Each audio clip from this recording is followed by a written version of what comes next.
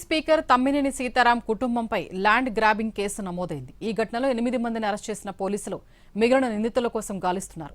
బలగా సమీపంలోని ఎస్చాపురం పంచాయతీలో విలువైన భూమిని ఫేక్ డాక్యుమెంట్లతో ఓ ముఠా అమ్మకాలు చేపట్టిందని, దీనికి తమ్మినేని కుటుంబ సభ్యులు సహకరించినట్లు పోలీసులు కేసు నమోదు చేశారు. ఇది శ్రీకాకుళం జిల్లా కేంద్రం బలగ సమీపంలోని ఎస్చాపురం పంచాయతీ. ఈ గ్రామంలో విలువైన భూమిపై కన్నేసిన ఓ ముఠా ఫేక్ డాక్యుమెంట్లు సృష్టించి అమ్మకాలు చేపట్టింది.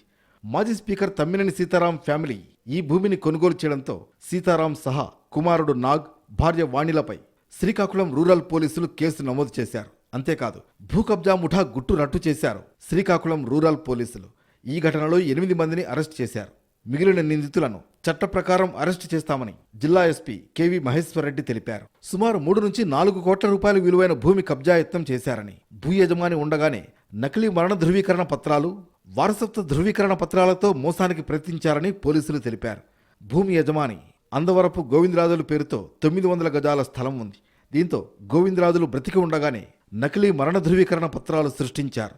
గోవిందరాజుల కుమార్తె అడబాల రజని ఒడిశాలో ఉంటుంది. ఆధార్ కార్డులో పేరు సరితూగడంతో ఆమెకు డబ్బులు ఆశ చూపి ప్రధాన నిందితుడైన తెలుగు సతీష్ కుమార్ కథ నడిపినట్లు తెలుస్తోంది. పోలీసుల్ని ఆశ్రయించిన గోవిందరాజులు అల్లుడు కనకలింగేశ్వరరావు అసలు పత్రాలు చూపించి కేసు పెట్టడంతో దర్యాప్తు నడుస్తోంది.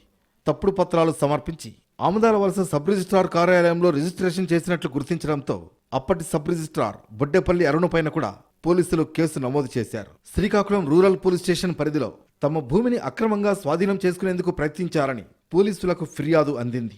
ఈ ఘటనపై దర్యాప్తు చేసిన పోలీసులకు విస్తుపోయే నిజాలు వెల్లడయ్యాయి. 1988, 1992 సంవత్సరాల్లో చాపురం గ్రామ పంచాయతీ బలగ పరిధిలోని సర్వే నెంబర్ 35/13లో ఉన్న 84, 85, 86 ప్లాట్లను ఫిర్యాదుదారుడి తండ్రి కట్ట కనకలింగేశ్వరరావు చట్టబద్ధంగా కొనుగోలు చేశారు. ఉద్యోగరీత్యా హైదరాబాద్లో నివసిస్తున్న కారణంగా స్థలం చాలా కాలంగా ఖాళీగా ఉండడాన్ని ఆసరాగా చేసుకుని కొందరు వ్యక్తులు ముందస్తు పథకం ప్రకారం దాన్ని కబ్జా చేసేందుకు కుట్ర పన్నినట్లు తెలుస్తోంది.